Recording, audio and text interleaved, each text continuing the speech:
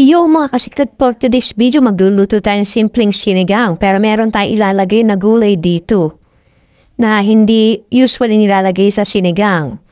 At ito ang pansit-pansitan. Yan, kita niyo naman. Yan, nagtatransparent yung kanyang parang sanga.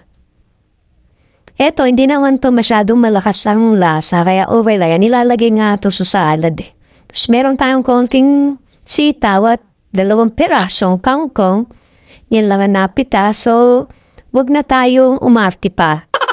Tara, let's go! At ito na nga, nagpapakulo na tayo ng kamatis, 2 piraso din. Kahit malakamatis 2 piraso na nilagay natin, tapos sibuyas. So ilalagay na natin yung isda. So yung isda, talay natin na ding bangos na akin dinibone. Alagyan na natin. Kakamin ko na ito kung namin naghugas ng kamay.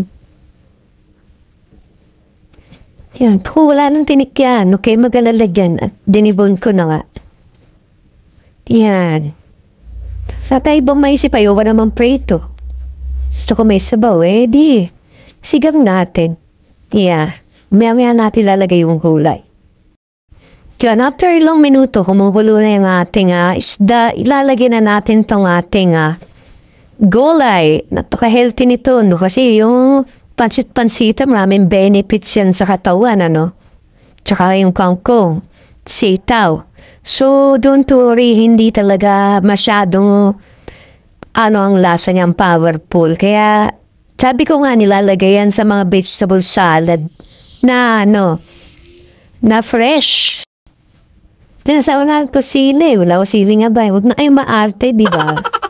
Huwag na kayong mga gahanap na iba pang sangkap ng sinigang. Kung anong meron, pagkasay nyo na.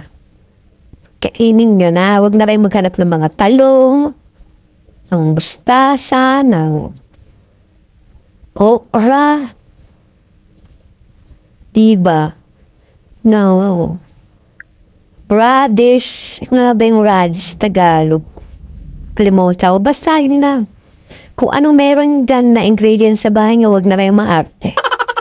Ganun din naman ang lasa niya. Sinigang mix lang din naman ang lasa niya. Ganun lang din. Yan. Lagyan lang natin ng konti. Ganyan lang. Baking. Pahaba ng buhay. Yan, ayos na yan. Kaya na lang natin medyo rasin nyo. Kung gusto nyo medyo malutaw ang gulay, patay nyo na apoy. Gusto naman medyo malambot. Nasa nyo na kanya-kanya tayong kagustuhan sa luto. So, hindi ka natitikman yan. Haluin lang natin saglit. Ha? Tikpan uli natin.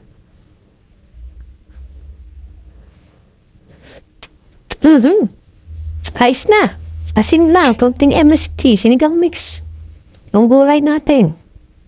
Ayos. Wala pong lasa yung pansit-pansita, nilalagay nga yun sa salad Diyan pa kaya sa ganyan sinigang. So, yun lang po. Maraming salamat po. Bye-bye!